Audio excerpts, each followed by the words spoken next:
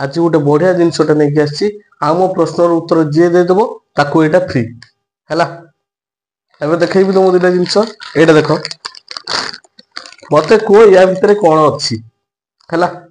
मत कह या भितर कौन अच्छी कह मुझे जानी तुम कह ये कौन ना लेट्स या भितर आलू चिप्स अच्छी यहाँ हूँ कुरकुरी या भितर कुरकुरी अच्छी किंतु या छड़ा या भितर आहरी कौन अच्छी सी कहीपर मत केमिस्ट्रिकल टर्म दरकार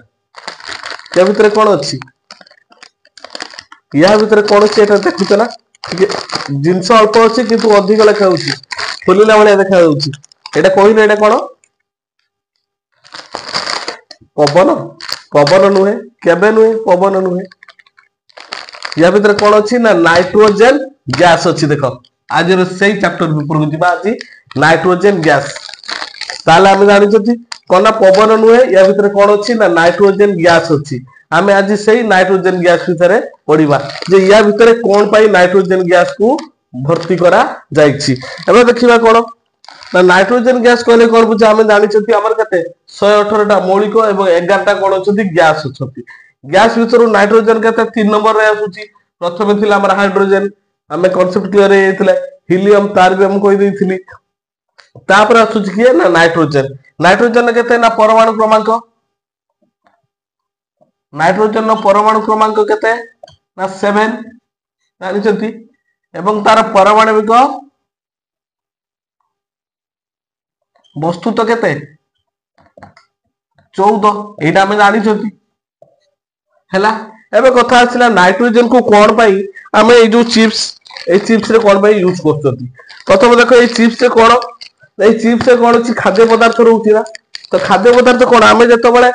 खाद्य पदार्थ को बाहर रखु सेतो बळे कोन हुए ना से खाद्य पदार्थ गुडी को कोन होती ना वायु संस्पर्श राशि कोन होती ना वायु रे थिबा ऑक्सीजन से माने कोन होती ना ऑक्सीडेशन करी बा जारित होई से खाद्य को कोन कर दियंती बा पचे दियंती कि बा सड़े दियंती बा ताकू कोन करती नष्ट कर दियंती जा को कुआ जाय कोन ना रैंसिडिटी ताकू कहती कोन ना सढ़ा अवस्था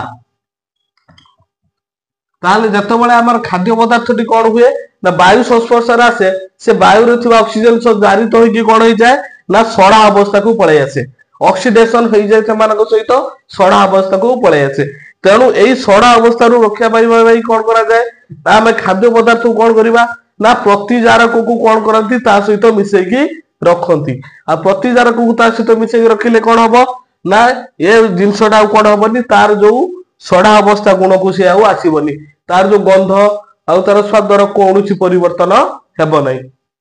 तेणु आमे कौन करती ना खाद्य पदार्थ रे कौन करती ना आमे किछि प्रतिजारक को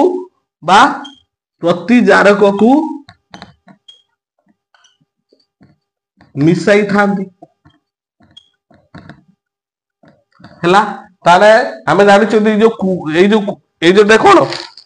ए जो चिप्सटा ए चिप्स रे कोन अछि ऑयल फैट अछि तो एते कोन बे एमाने भी कोन ना ऑक्सीजन सहित रिएक्शन करले कोन बे ना खाद्य पदार्थ रो कोन बे ना स्वाद आ गंध को चेंज करिवे तेणु सेति पे हमें कोन करथि ना नाइट्रोजन गैस को भर्ती करथि हमें जानि छथि नाइट्रोजन गैस कोन हबो साधारण तापमात्रा और प्रेशर रे कोन हबो से का सहित एते शीघ्र प्रतिक्रिया करे ना तेणु हमें कोन करथि ना ए जो चिप्स रे हमें कोन मिसाथि ना नाइट्रोजन को मिसाई की रखांती आ देखिबो जेते भी खाद्य सामग्री सब नाइट्रोजन को प्रिजर्वेशन पाई रखा जाए हैला मन रखिबो जे आमे जो ए चिप्स खाउचंती आउ जो ए कुरकुरे खाउचंती तो ए कुरकुरे भितर कोन अछि पवन नाही कोन अछि नाइट्रोजन गैस अछि आउ घरे घरे भी नहीं आसुतबे कोई प्राय देखि देबो गां गले कोन कहिबे ना मां माने भी कहती कोन एथिरे दउचंती ना ए चिप्स रे खाली किछि नाही खाली पवन को भर्ती करी दउचंती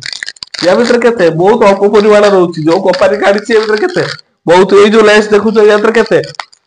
नियाती 20% या जो ए जो वॉल्यूम रो 20% रहउची चिप्स आउ जो 80% रहउची कोन पवन आउ एक्चुअली एटा पवन नुए एबे कोन जानिले एथिरे त कोन अछि ना ए नाइट्रोजन गैस अछि आ नाइट्रोजन गैस ता कोन करे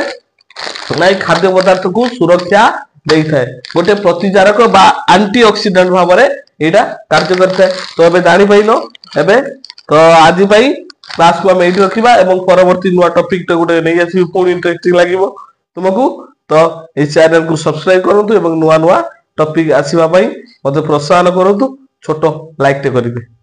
रहुजी थैंक यू फॉर वाचिंग।